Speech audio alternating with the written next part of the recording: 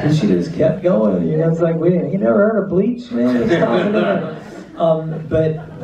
you know, he was listening to like metal and like leather jacket and just tough and drinking beers and he came and we went to the record store one day and we never had any fucking money to buy albums. I mean, we didn't, you know, it was like hand-me-downs and stuff like that.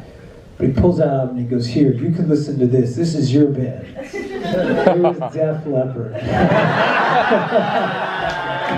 Yeah.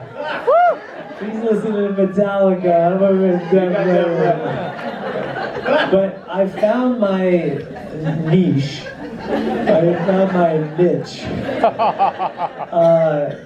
in classic rock. That's what I found. We both listened to like Zeppelin, The Who.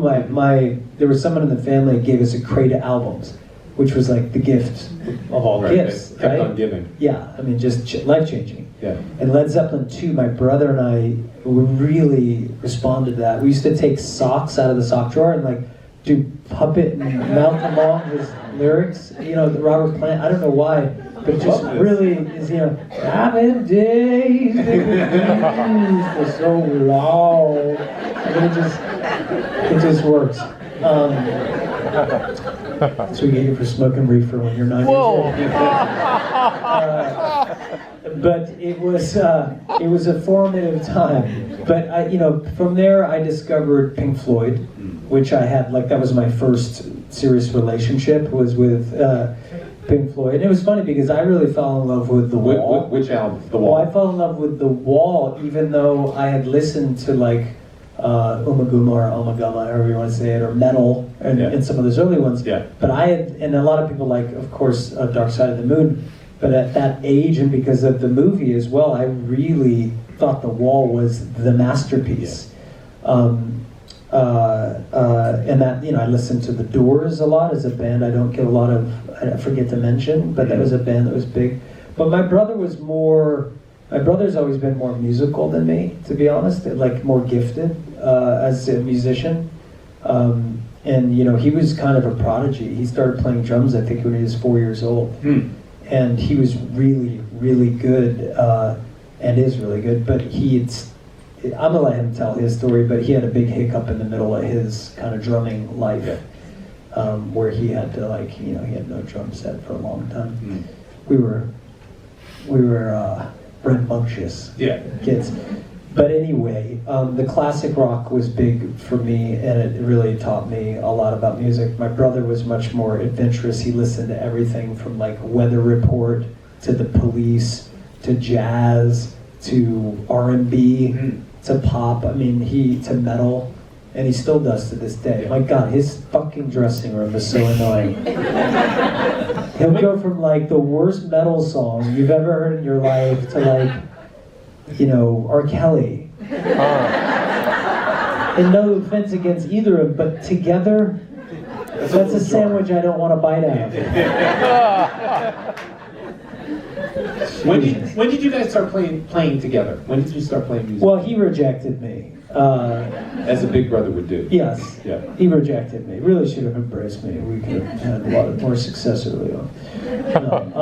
We just a note in case, I don't know if there's any songwriters or anybody with that's dreaming and wanting to make the impossible your life. My brother and I, we grew up very poor. The piano that I learned to play piano, I mean, there was no key. I'm sure I have a picture of it somewhere, but there's no tops to the keys. We got it for free. It was on the street or something. I don't know I never saw a piano tuner in my life, so I don't know how that thing was even able to be played.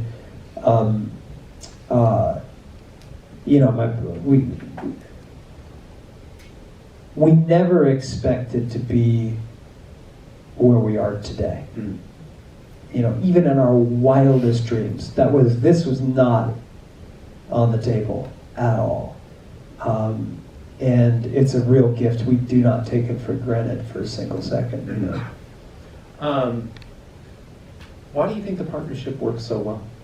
Because there's lots of history of bands made of siblings that That are just annoying. have found, Yeah. shall we say, have foundered, Yeah. you know, on the side of the rock and roll road.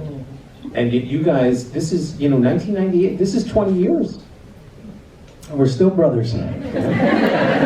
Yes, we You are. know, sometimes I think we've been asked about this a lot, especially lately, and we've been thinking about it a lot too, or talking about it a lot. And I think sharing a common goal and having that commitment to each other has helped us weather quite a few storms. You know, $30 million lawsuits from your label, Yeah. band members dropping out or leaving.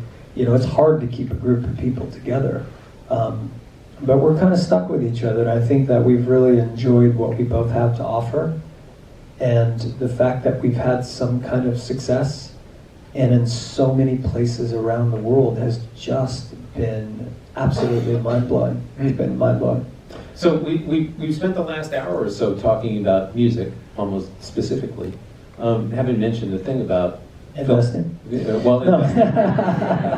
investing, probably About not the best time to be talking about that, given what's going on with the market these days. I don't invest in the market, but yeah.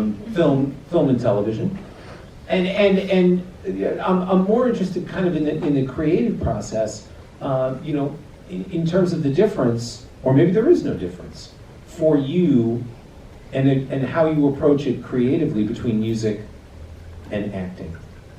I mean, it really all comes from the same place, Mhm. you know, as does everything. You know, using your creativity, your mind, your heart, your gut to solve problems, right? Bring ideas and dreams to life. It's really that simple.